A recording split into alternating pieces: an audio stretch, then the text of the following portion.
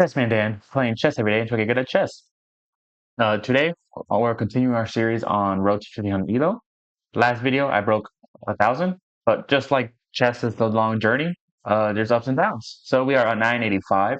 Instead of playing a game, I would like to cover a game that I'm very proud of. This is the most recent game I've played, and it's playing as a CARO-KANN. So I'm just going to hopefully show how uh, how effective a CARO-KANN is, especially when your opponent is playing pretty well. So with the CARO-KANN is only against e4. e4, he moved down to c6. Here, my opponent activates his knight to f3. Regardless, what's so awesome about the CARO-KANN is that regardless of what your opponent's moves are, your first two moves are always c6 and d5. My opponent pushes. So this is an opportunity. So this is a little variation. Normally people don't push. However, there's a term, Malini Weenie, that I already explained before, but it's always good to get a refresher, called transposition. Transposition is you're transforming your current position into a position you're familiar with. And when my opponent moves his pawn twice, I can transpose this CARO-KANN into a CARO-KANN advanced variation. How do I do so? I push my c pawn up. My opponent pushes his pawn to c3. The idea with c3 is he's going to push his d pawn to d4. Regardless, I now pin. I think the best move, I kind of get mixed up sometimes on the move order, would probably be just to move the knight out under to c6. However, I pin the knight, and then the next move is I'm closing off this pawn from advancing any further. Here, my opponent strikes at the center. So as you see, immediately my opponent's creating this pawn structure. I will break this pawn structure and transpose this into advanced variation. Super easy. How? Simple. Go e6. Very important to go to e6. Why? Because if you ignore e6, you're just getting a pawn pushing your territory even further. Here, my opponent decides to attack my queen. Do not, and I mean do not think this is hanging. If you decided to take, he will take. It's a queen exchange, but then you end up losing. I just, not the worst. I mean, if you decide to take back. This is a queen exchange that I chose not to entertain. So just keep that in mind. He takes. I can take with the queen. I decided to take with a knight. The reason for that is you're activating a piece, and I'm allowed the castle. If I were to take with the queen, nothing wrong with it. But now I'm still behind on development. Or I'm not as advanced as I should be. So here, my opponent decides to unpin his knight. Whenever in the CARO-KANN, you definitely want to pin your opponent's king's knight. Whenever he unpins himself by either blocking the pin with another piece like the bishop or moving the queen, take the knight. Always take the knight. Why is that? Because in the CARO-KANN, personal experience and theory, you don't want this knight in the way, especially at lower levels. Maybe, once you're more advanced players, you'll be able to deal with this knight more often. However, this knight storming down to your king side, especially after your castle, is a no-go. So you just take. And then he takes. The next move is decided to break the pawn structure. Kind of like I said, we are transposing into advanced variation. So after he takes, I take, I develop this knight. And this structure is the advanced variation. So you see, even though from the beginning, my opponent decides to push this pawn, it's still in advance. He's still advancing. So yeah, transposition. I'm also able to comfortably transpose this position because I've played tons of CARO-KANN's games, and I watch a lot of content. There's a guy, international master Alex Bazenza. I'm not saying his last name right. Amazing content for the CARO-KANN. So here I decide to activate my last minority piece, and the next move would be the castle. Activate my rook, and all my pieces have been activated. Now you compare that to my opponent. Not so much activation. And even though we are even in material, I have a 2.1 advantage. So development matters. He castles, I castle. I only have one. I only have one piece left to activate, and all my pieces have been activated, and we have a very good position in the middle game. Now, whenever you're in the middle game, there needs to be some sort of plan. Advanced variations, I'm eyeing this pawn specifically, right? Obviously, I would love to take with this knight, but the queen's there, and I just blunder a knight. So what do? My opponent decides to give a little breathing room from his king. Not bad. Is I move my queen out. What is the idea with moving my queen out? I'm targeting two pieces. Now you might ask, hey, if you take with the queen, aren't you just losing a queen? It's like, yes, but that's kind of what you want.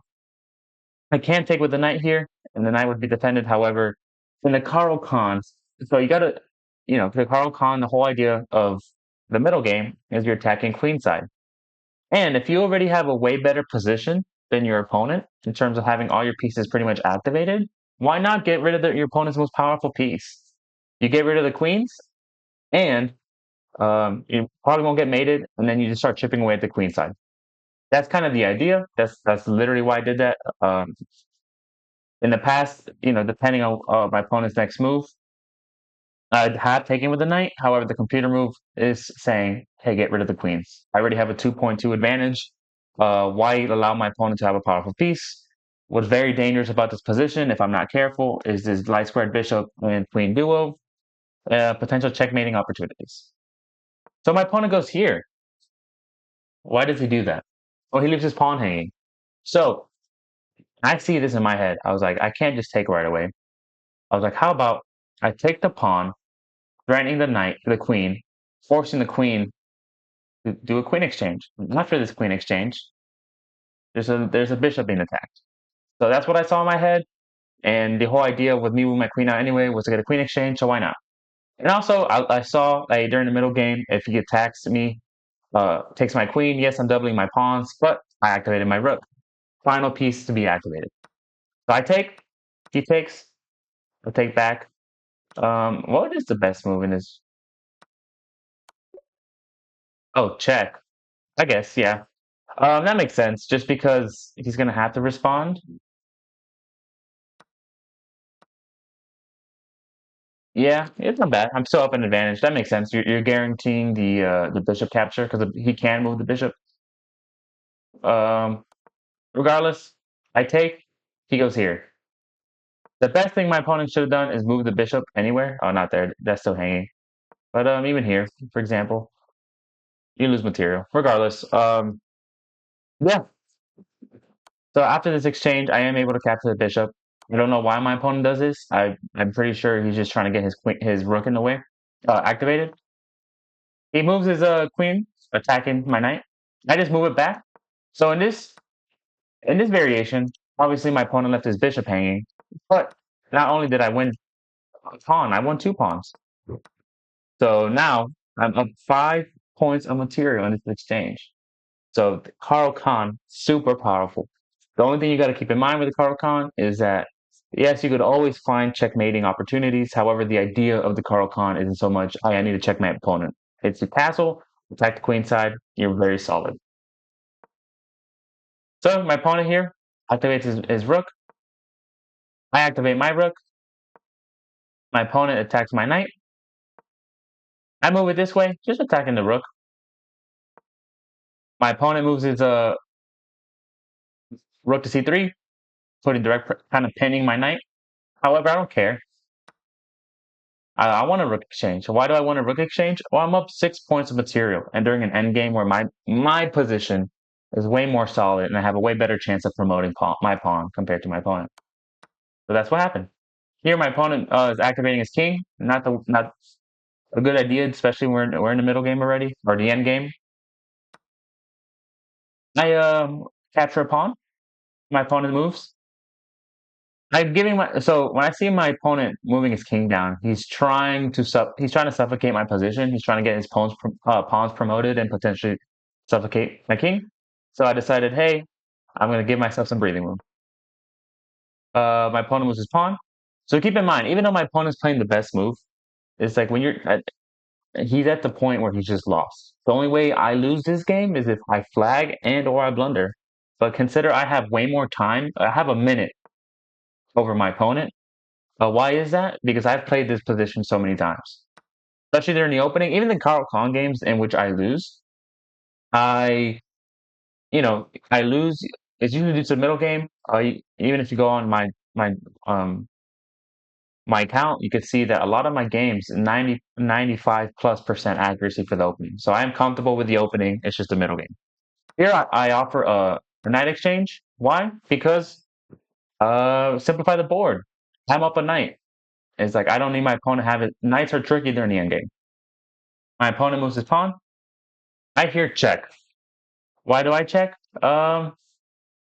Get the queen out the excuse me, get his king out the way. And I also did see that if my opponent moves his king here, I'm able to fork and win the rook, and that's what happened. So here I checked, won the rook. The game is just lost, and my opponent resigned. So that was a really. I'm very proud of this game. I think I have a percentage win rate of a little over 50% with the CARO-KANN. It was highest was like 65%. However, I'm blunder prone. And then if we go here, just to show you my opponent, I played 94% accuracy in the 26 move game, so I'm very proud of it. My opponent played 80% accuracy, so he still played pretty well. He just played really well. 80% accuracy is nothing to cough at. So yeah, thanks for watching.